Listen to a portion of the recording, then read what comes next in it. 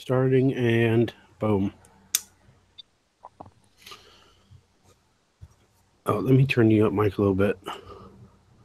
Hey, it's working again. Nice.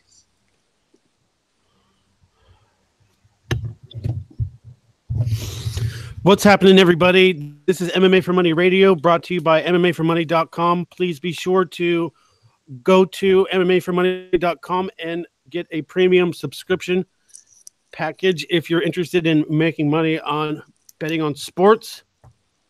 Today is episode 11, and before we get anything started, make sure you go to iTunes and hit that subscribe button. We are on iTunes now. This is a big step up for us. Everybody's really excited. It'll be a lot easier to share the content, and make sure you hit that subscribe button, please. So before we go into anything else, let's do a quick round of get to know your host, Mr. Silent Bob. Where did you go for your vacation?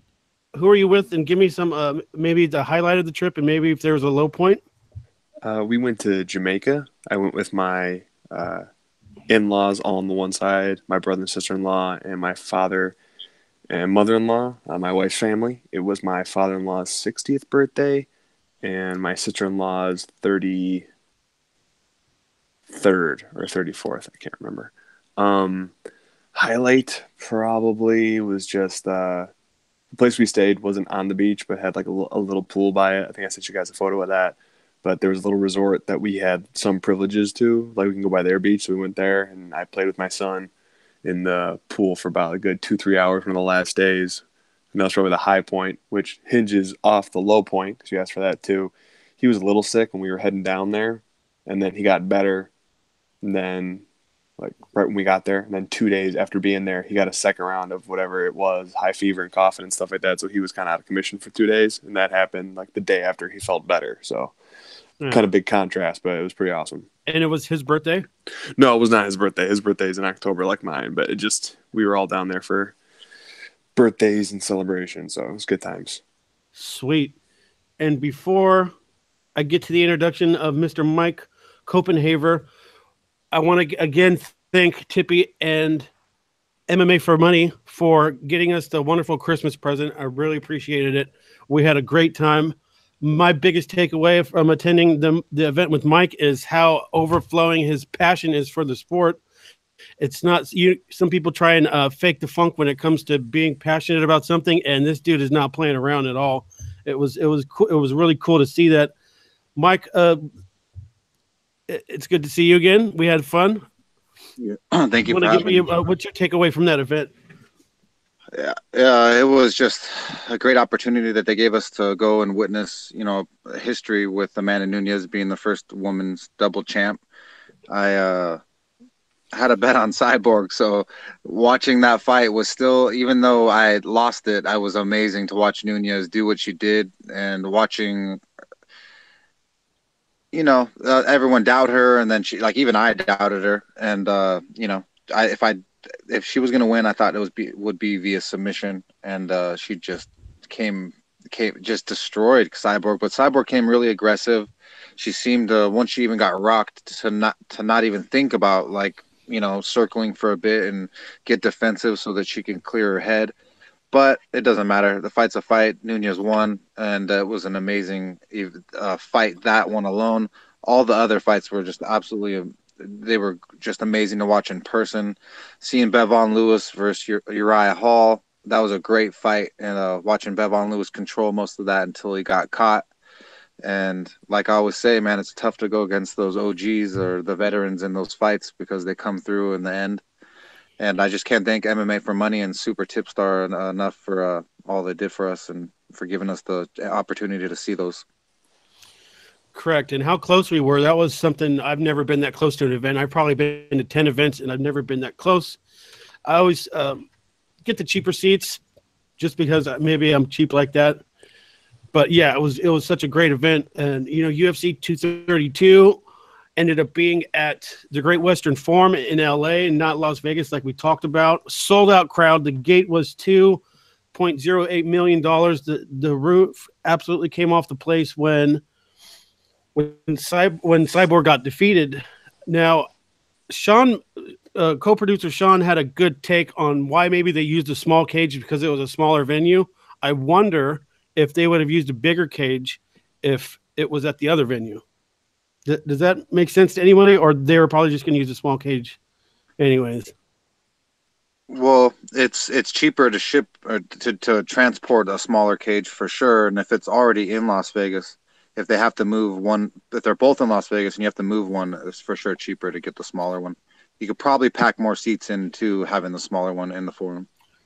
Yeah, that's a good take. I like that. All right. Well, we had your main event. Let's just get right into it now. The recap: John Jones winning by third round TKO. I thought that my takeaway from this fight was John's. He came out and shot immediately, and looks kind of that kind of takes away some of Alexander's best weapon, which is his boxing game. Also, that low calf kick that really did some damage. I think that is what probably pulled his groin. You could see at the post-fight presser that Alexander was kind of favoring that leg a little bit. Let's go back to you, Silent Bob. Now let's hear you not be so silent. Do you have a big takeaway from this fight? From Gustafsson and from Jones. Jones is a bad man, and there's very few people that would even make him sweat. There's the push for the DC fight, but I'm sorry, I don't want to see that happen. I guess at heavyweight, different belt on the line, considering that fight started between Gus and with Jones. DC relinquished his title for light heavyweights. Now he's just the heavyweight champ, obviously. And as far as Gus goes, dude has taken so much damage going back from the first Jones fight, which was an absolute war, getting completely obliterated by Rumble, and then the other DC fight. I mean, he has just been beaten and had injuries over injuries. I think I talked about it a little bit, not on the last show, obviously. I was on the last show, but the one before that. He still is probably going to beat the bottom half of top 10 super easily, and still probably, who knows, if Jones moves up, he might even be champion. But I don't know. I think he has hit an absolute ceiling that as long as Jones or DC or maybe even someone on the come up is around, he's never going to be a champion. It's like he's starting to go just past that mountain, starting to teeter down. Whereas Jones, man, I don't know, what can you say about him? It's like every time he beats people so badly, and the few times he has close fights, whenever he has a rematch, he's 10 times better, shortens up the little things he was doing wrong, figures out the few things you were doing better, and just beats you at your own game and makes you look foolish. I mean, he borderline styled on Gustafsson. It was a display. I'll put it that way. Yeah, Alexander even said that he got shut down. He was kind of almost standing right in front of him, trying to bait him in, and just like nothing Alexander was doing was working.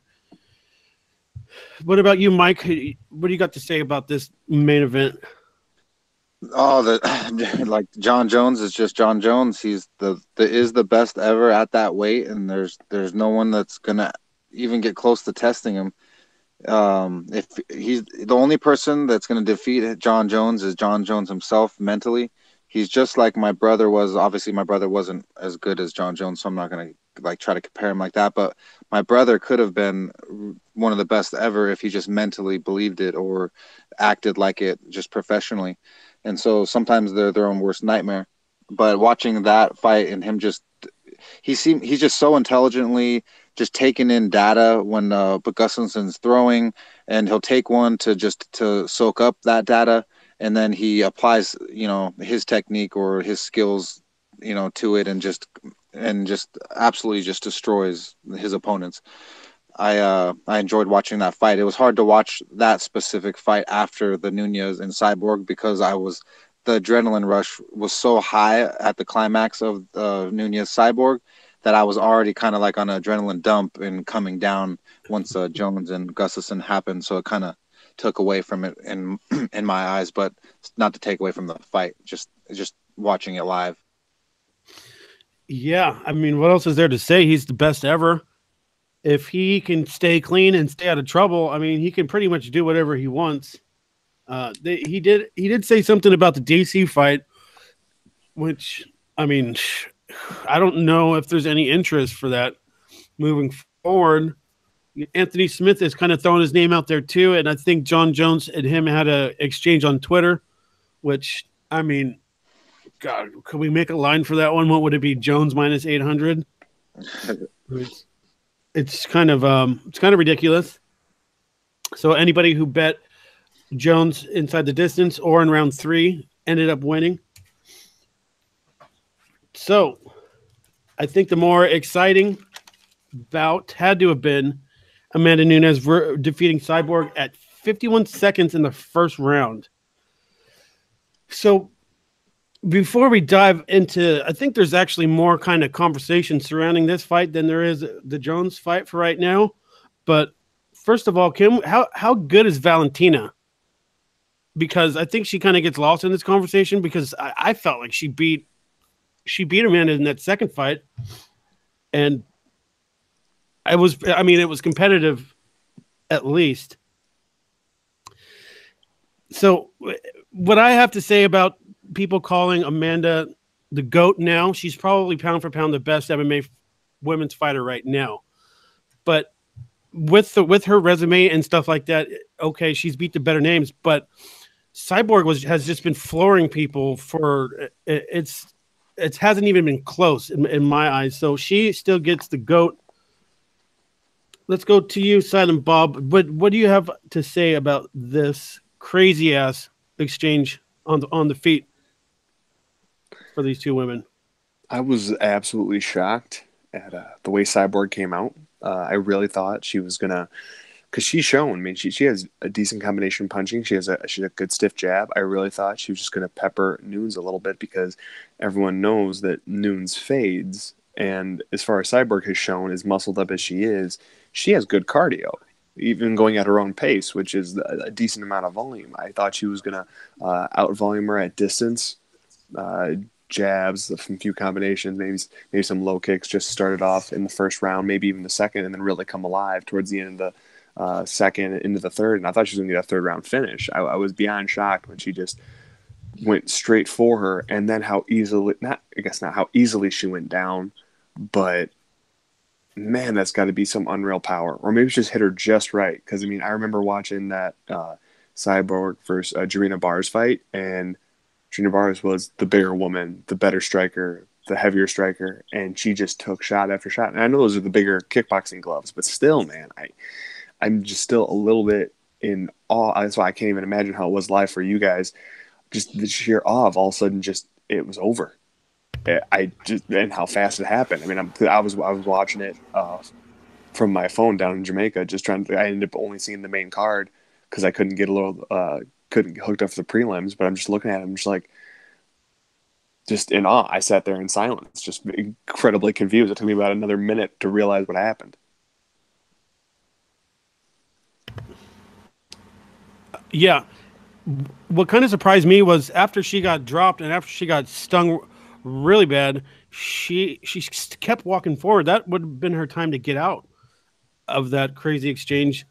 Mike, we've already heard a little bit about you from this take, but you got anything else to follow up on this? And let me go back to this GOAT conversation real quick. She was undefeated for 13 years.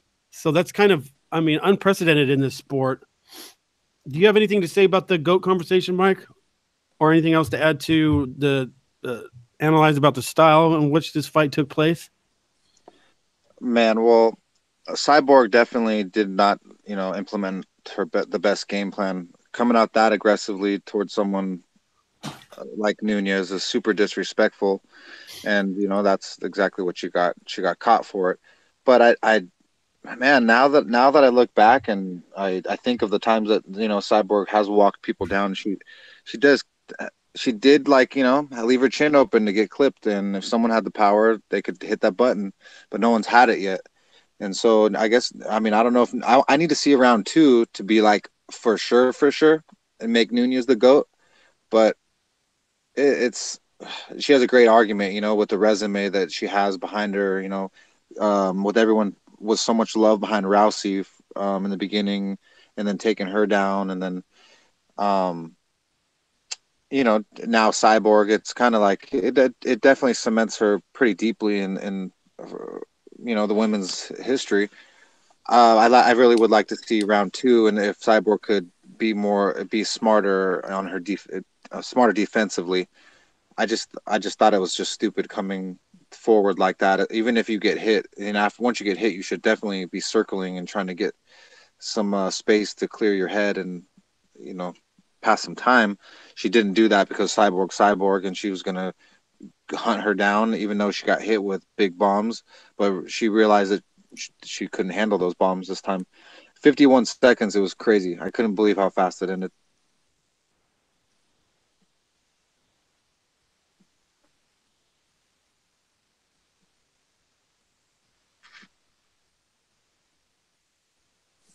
Your audio cut out on my side, Trav. Oh, I'm sorry. I will.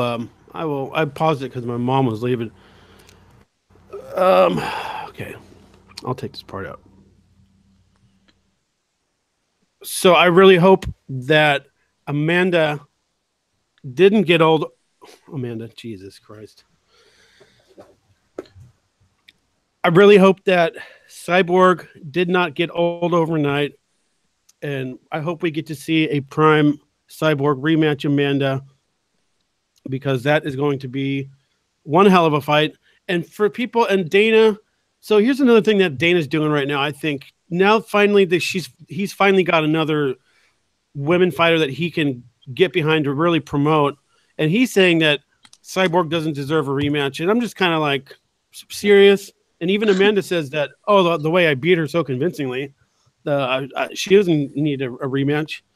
Dana White's saying that because that was the last fight on her contract. So she's a free agent right now. So he's not going to say anything glowing about her until they could re-sign her.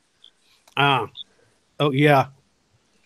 So Cyborg kind of bet on herself, thinking that she was going to win and would have more bargaining power. But yeah, that's how Dana White operates. He loves to get any kind of little bit of leverage that he can when negotiating these contracts. So yeah, that's a good take. I don't know. Cyborg hasn't been in a competitive fight for 13 years. They need to run that one back.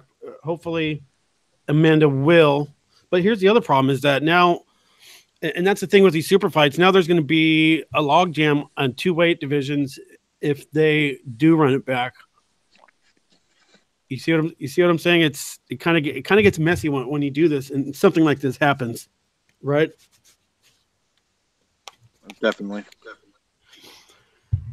Okay, well, one of our favorite fighters, at least for me and Mike, Michael Chiesa defeats Carlos Condit, submission Kimura, one-arm Kimura, round 2. Mike, you got anything to say about this? Oh man, I'm absolutely disgusted with Carlos Condit. I love him so much. He's disappointed me so many times lately. I can't handle it anymore. Michael Chiesa, I know he's decent, but he's not that good. I mean, I can't wait for him to fight a 170 guy with some good wrestling and some hands, and he's gonna get beat down. Well, I mean, at least Condit looked a little bit like his normal self. That Neil Magny fight was just absolutely bad. So I mean, at least he had a little bit of stuff going. And I can never get a read on Chiesa because I always feel like he's so overconfident in his ground game that he ends up putting himself in bad positions because he's so confident and then gets caught. And that's what I thought that was going to happen here. I thought he was going to get to the ground with Condit, get in a weird position, and I actually thought Condit was going to be the one who was going to end up subbing him. Was way off on that. But, yeah, it's just one of those things. It's Condit's just slowly fading away, and he could probably still beat just about anyone not ranked and everything like that, but at some point that's not in the cards anymore. So it's kind of rough seeing your old standby favorites go away. I mean, I still remember, I was utterly convinced he was going to beat GSP, and I even called how he was going to do it, and he started to do it with that high kick and brought him down, but he just never couldn't put the coffin nails in and ended up losing. And pretty much ever since then, that and then thinking he was going to win the Robbie fight, and I still thought he won the Robbie fight. I thought that was a bogus call, and then pretty much ever since then, it's just been a a steady decline that had a sharp edge to it at that Magny fight, but at least I don't know. At least he looked serviceable in this fight, which is, I guess, a backhanded compliment, but it's the best one I can give him right now. Yeah, it's kind of sad to watch some of our heroes fall like that. And so when he fought GSP, that was when GSP was in his prime. There was no, I mean, that's probably the best welterweight to ever walk the planet was GSP in that prime. When he landed that head kick, I got so excited. I mean, he floored GSP with a huge head kick in that fight. That was some fun stuff to watch. I think there's something to be said for people moving up in a weight class. I mean, Michael Chiesa looked absolutely huge. And you get to thinking, like, how do these guys how did he make 155? Is what I want to know. When we look at people moving up in weight, RDA got right there near a title shot. Cowboy to a certain extent. DC. I mean, a lot of people moving up in weight is in today's game where there's more technique and endurance involved rather than being a big wrestler like there was before. Mike, can you agree with this at all? Or I mean, even Conor McGregor, champ. Yeah, I mean, I just it just sucks when the momentum gets deflated out of these guys. I thought Carlos Condit beat Lawler too, Bob. So I was with you on that. I had a bet on him, and I really believed he was going to do it. And he did look good. He just has his wrestling is terrible. But I didn't. What was the question that you asked? People moving up in weight and having success in today's age. Yeah, I mean, they are, but we haven't seen anyone who's move up, and then fights the cream of the crop of that division yet. Like I said, wait till Chiesa fights someone with some good wrestling and he's up for the vengeance now. And decent hands. Like, you hurt my boy. Oh, I'm pissed, dude. I'm gonna bet so much money against Chiesa at some point. I will get my money back and more when Chiesa fails. Mark my words, we'll be there. Yeah, who should he fight next? Who would be a good matchup for him? Give him Till. Yeah, that would be awesome. You know what? Till needs a fight. Coming off the loss. Chiesa has now a little bit of momentum in the division after a little bit of a name. Till is a huge guy. He's going to have a little bit of trouble taking down, and I think Till will be able to light him up. Yeah, if Till can make the damn weight. I'll watch Wonder Boy beat him up. I definitely would. I just saw something on Twitter about Wonder Boy and a possible matchup. Yeah, Tony Pettis was calling him out, which is ridiculous. So Anthony Pettis is going to move up to welterweight to fight Wonder Boy? He wants money. He's kind of at a stall at 55, and he's at a stall at 45. He tried to go to 45 to get new life, but he never sharpened up his weaknesses with wrestling, similar to what happened with Carlos Condit. So he was on the verge of losing almost everything. He was the original Ortega, although Ortega has grown and gotten a lot better. Pettis was always just the guy who would snatch wins out of being in defeat with big, grandiose highlight reel gestures. And he's kind of just out of it now and just looking for a payday. But I think Wonder Boy would just kill him at range since Pettis doesn't know how to throw hands. He only kicks. Yeah, and they're calling for Anthony Pettis versus Tony Ferguson as one of the fights of the year. I think I've seen that around. I don't really call. I thought that was more like one-way traffic than a competitive fight. Or am I remembering it wrong? I agree with you on that one. I mean, he showed a little bit of life, but they're giving him credit because he performed better than they thought that he would. Although you have to understand that that's Ferguson coming off a horrible knee injury that he rehabbed himself with no other help and did no sparring his entire camp because he didn't want to risk messing up his knee again. So you got to weigh it both ways, and he still clearly beat him. Correct. Now let's go to some sad stuff. the walk of shame right now for our picks. Corey Anderson defeating Alir Latifi, decision, unanimous 29-28 across the board. So I mean, here's where I start making excuses. He didn't really look like himself. Same thing with Chad Mendes. They just looked like they were walking in mud, and they both gassed, it seems like, real fast. Mike, what you got anything to say about this? Yeah, Latifi, he didn't look like his 100% self. But to give Corey Anderson credit, and I was saying that to you even in person, that I've never seen Corey Anderson look so good, have so much volume, and throw kicks. I was I guess a little impressed by him. So Corey Anderson was the better fighter that night, and he got the win just off of a little bit extra volume, and those kicks edged it for me. Chad Mendes, I didn't know he was getting close to retire or thinking about retiring because I would never, ever, ever bet on a person who's thinking about retiring. It's very rare. And so I'm pissed that we didn't hear that, didn't see that, or, you know, have the chance to bet against him because I would have 100% bet against him if I knew he was retiring. Yeah. It is what it is, though. We two picks went down in flames, and we'll come back. Yeah. Speaking of which, Chad Mendes getting defeated by Alexander Volkanovski, round 2 at the 4:14 timestamp. These two fights, Silent Bob, how do you think about this? Well, I think Mike made a really good point when he talked about Corey Anderson, and there's another reason that I thought Latifi would be able to beat him, is he almost exclusively just boxes. And he's got good range, but he almost exclusively boxes. And Latifi is pretty good at getting inside, even if he's at reach disadvantage, which he usually is, obviously. I mean, not too many light heavyweights are his height, stature, and frame.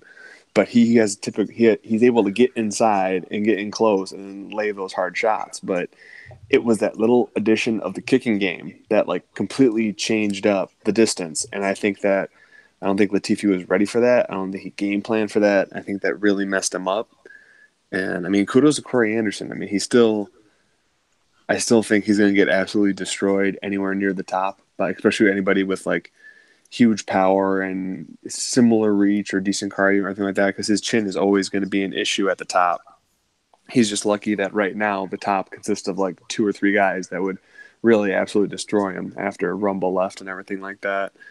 I'm just surprised because honestly, like the reason I was so confident in Latifi is in a fight Latifi loses, he gets these freak KOs. I don't mean freak KOs like they wouldn't KO anybody else, but like the body shot that he got that one time, that knee from Bader, who has never thrown a knee in his life. And that's not just to Bader. I love Bader. He's one of my favorite fighters. But like you've never seen throw a knee ever, just completely annihilates him. It's like a close decision. Oh, it was crazy. That knee was... but that's it. Latifi doesn't lose decisions. He just doesn't. He has enough volume and he has enough forward pressure that he wins fights. And as much as Corey Anderson does the same, but strictly with volume and movement, I still thought he'd be able to do it. But yeah, that kicking game and he was just able to keep him just far enough away that he caught him flush a few times, but I guess not quite enough. And I was surprised that he gassed. So I don't know what was going on there. He always seems to have fairly good cardio. I'm not saying it's supreme. Like he's not like throwing out Holloway type combinations for 3 rounds straight, but he usually has pretty good gas tank. And I usually always see Corey Anderson as one that fades late, but man, kudos to him. Just off on that one. As far as the Mendes deal, I didn't bet that one, but I would have picked him.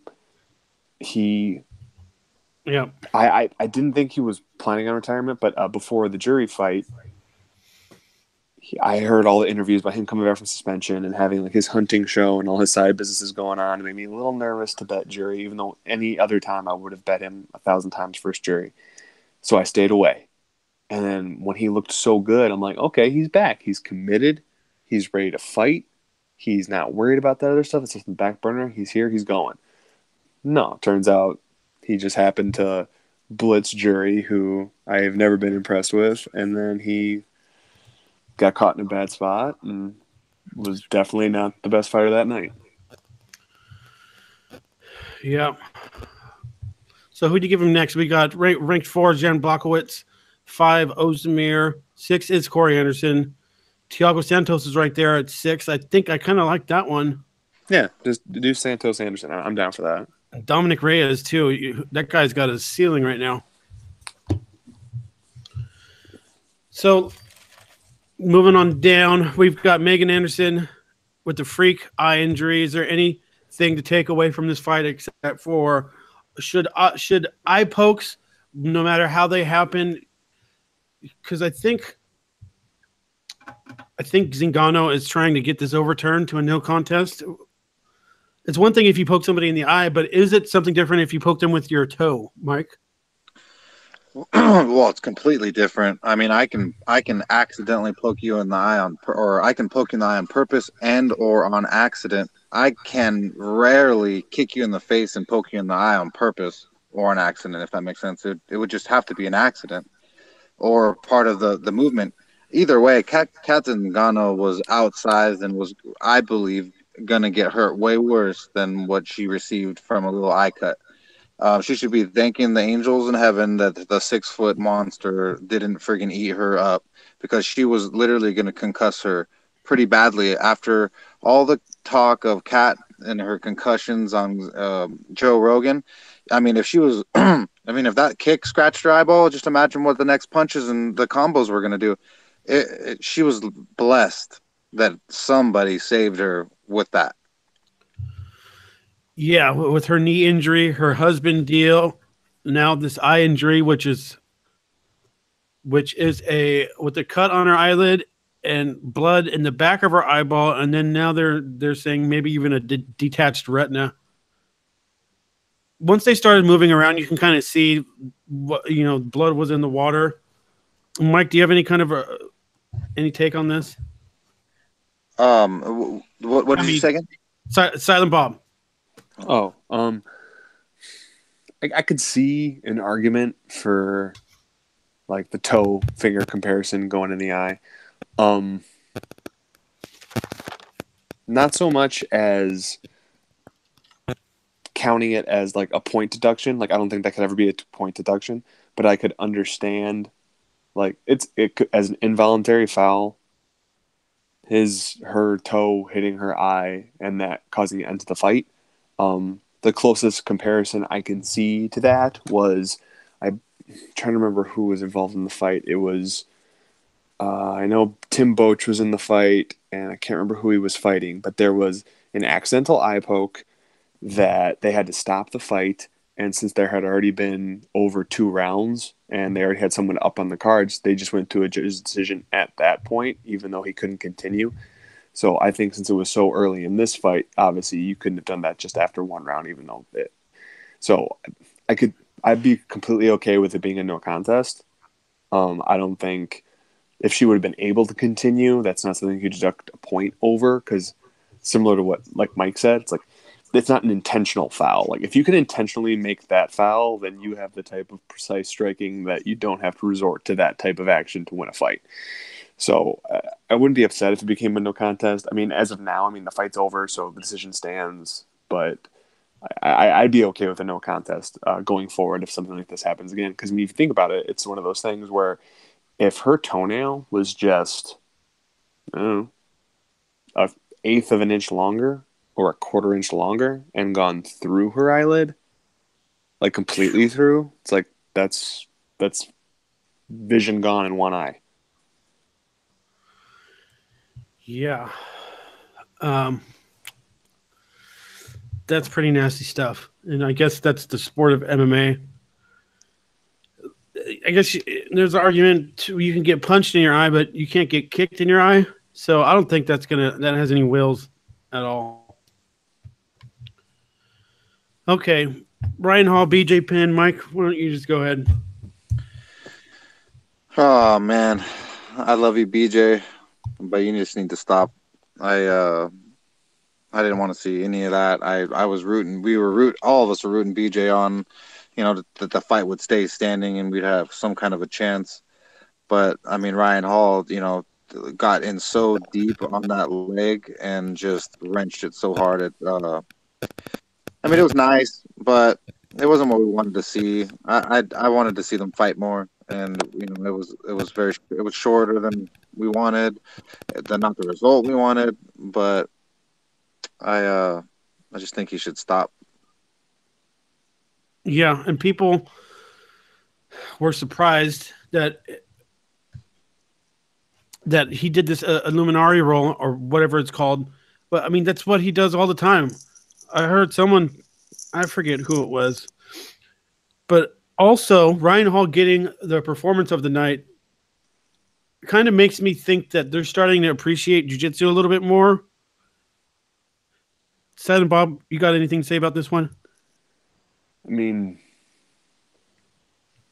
BJ should have hung it up a long time ago, even before the last time he quote unquote hung it up. I mean, the last time BJ looked like BJ, which is hard to say because obviously he's still him, was when he fought Fitch, and that was like what 7 years ago, something like that. That was the last time where like he legitimately struck and act like. I mean, he gaslit on that fight, but if he would have been able to keep it up, he would have won that fight over one of the best 170 pounders to ever do it.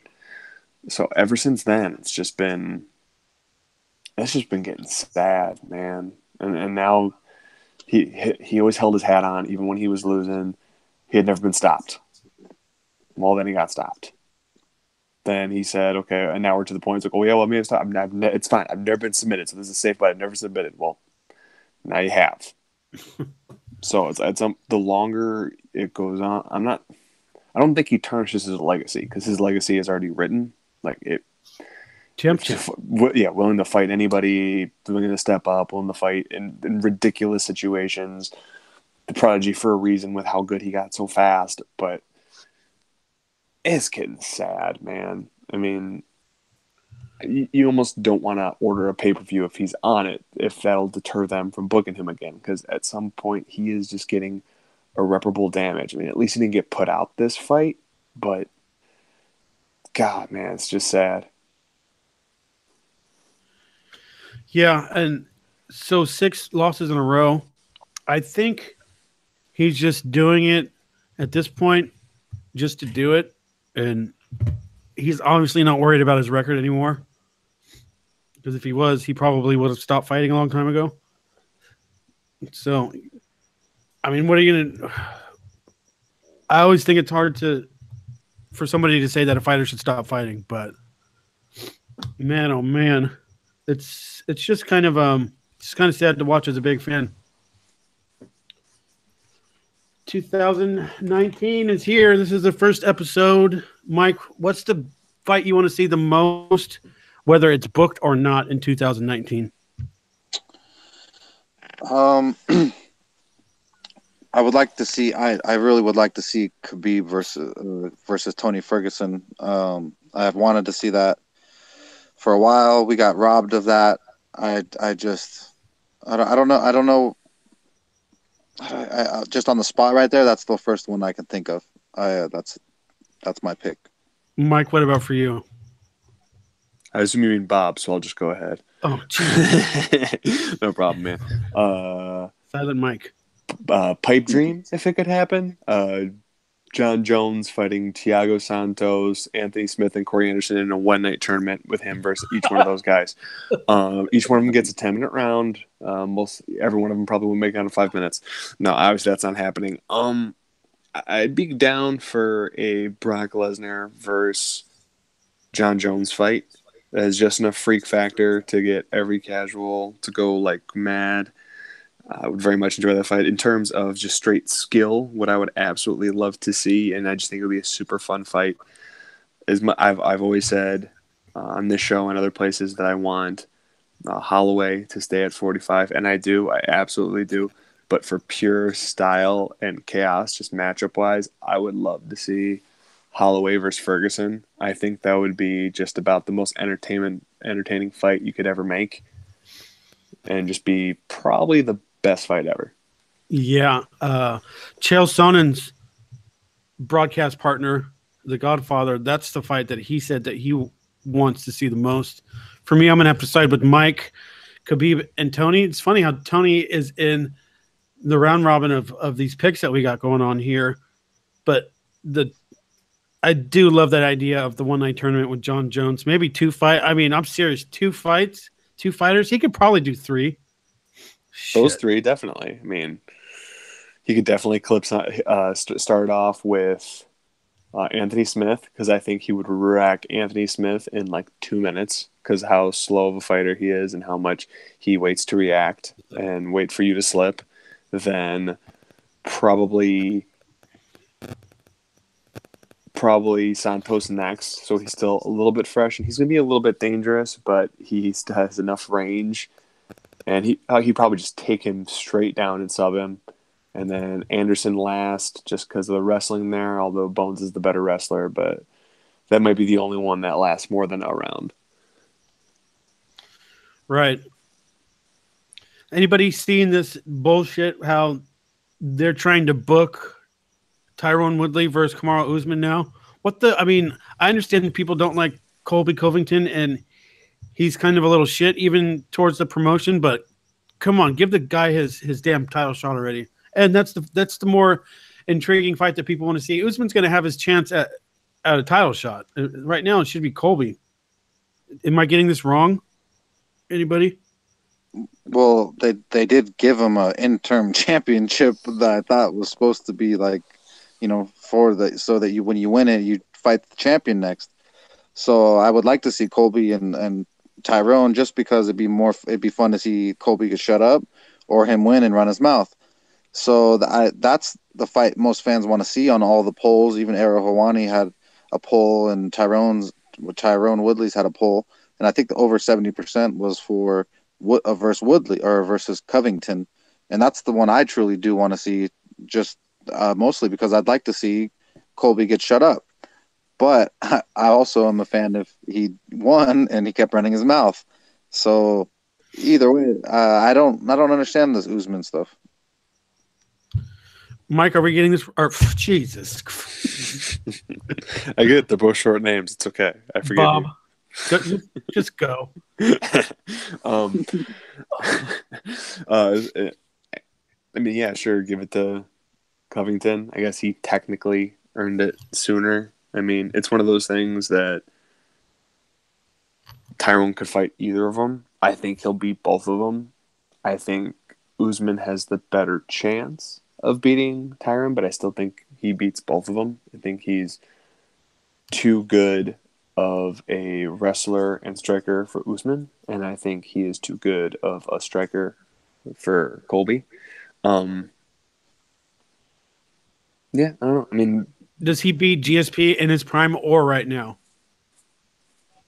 He beats him right now for sure. I would think so? I would guarantee he beats him right now. Who would be the underdog in that fight, or would it be drawn as a pick'em? Probably. Oh, it'd be drawn as a pick'em, and then GSP would have money come in, and you would get Tyrone as the dog, as you do a lot in his championship reign, which has proven to be very profitable. In his prime. Okay, so let's classify what his prime is. So let's say his prime is pre-Hendricks fight.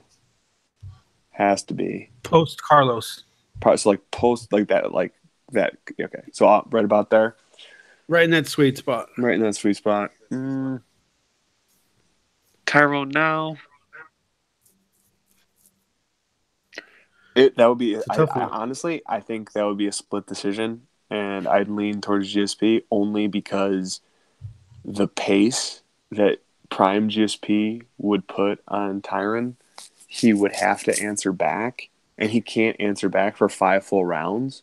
He could answer back for 2 without question, but could he get a third in there is the tricky part, because GSP had the right conditioning, the output, and just the all-around movement and pace to have to get guys moving, and I think he'd been able to tire him out, so it all depends if he'd be able to either bank the first 3 rounds or He does carry his power late, but I mean, GSP has always shown to have a pretty good chin for the most part. I mean, obviously he could be shook and had been, but I'd say prime GSP. I'd say he would probably win a 48-47 contentious decision, similar to the first Hendricks fight, but more people than not would have agreed that GSP won it. Yeah, and GSP does have a weird way of winning those close decisions where we don't know who's going to actually win. 15 days from now, we have our first event on ESPN Plus One. ESPN Plus One sounds like a dinner reservation or something. Or a really bad boy band. Oh no! It sounds like a wedding invite. You know what I'm talking. Anyways, 15 days from now, January 19th, Henry Cejudo versus TJ Dillashaw. Mike, does TJ make weight? Does this whole thing get screwed up? This seems like a kind of a risky move. I mean, the card top to bottom is pretty good. I mean, there's not really a bad fight on there. We got Cowboy. We've got some prospects, but this thing could be ruined by TJ not making weight. Well, TJ's a professional, and he's also a wrestler. I don't think he would sign up for something he can't do 100%. And so I believe when he puts his mind to something that he'll do it. I don't think that there'll be a problem. I think there's more of they're going to have some drama and talk about it being a problem. Not a bad card. I don't think I want to play. I want to pay. Is it $10 for ESPN Plus? Well, it's $10, but if you already have Fight Pass, you can do this deal where they like split the cost. So like you end up paying $5 for ESPN and $5 for Fight Pass. I think. That's nice. I swear these streaming are these monthly bills. Whatever. I mean, Amazon Prime, Spotify, Fight Pass. You know, the hosting site. There's so much. Netflix. I mean, this new business model that these companies are rolling out. This one's too much. Like I don't want to add this. That's how I'm feeling about this right now. It's kind of pissing me off. You need a hug? Yeah, bear hug. Hey, I was in class huggable in high school for nothing. What? I got a yearbook to prove it, man. Get to know your host. Sweet. Well, I think that should about do it for this episode, unless anybody has anything else to add. Just one quick statement. Just going back because Mike already talked about TJ making weight. TJ's going to make weight. There's no way around it. He has said that when they did the check weights for the last fights, he walked into the cage lighter than even Cejudo did when he fought Mighty Mouse. He wouldn't take this fight unless he could make weight, and I know he's already done a test cut to within, I believe, 4 pounds of it, like before he even said he would do the fight. So don't let that drama get your head, or whatever Cejudo says in interviews saying he won't make the weight. It's the drama steal. TJ's going to make weight. He'll make that championship weight. Agreed. And the Risen event, we'll touch on it lightly. We'll recap PFL and the Risen in the next week's show because we don't have any fights this weekend or picks to get out at the moment. I'll shut up. There's a lot of good stuff to talk about there. Let's just save the whole next episode because we did a lot of recap on 232. No worries. And if TJ makes the weight, how's he going to look? Shredded. He's gonna look so good after he gets some fluids in him. We'll see. So this has been MMA for Money, episode 11, brought to you by MMAformoney.com. And for everybody else, step your damn game up. Rate, review,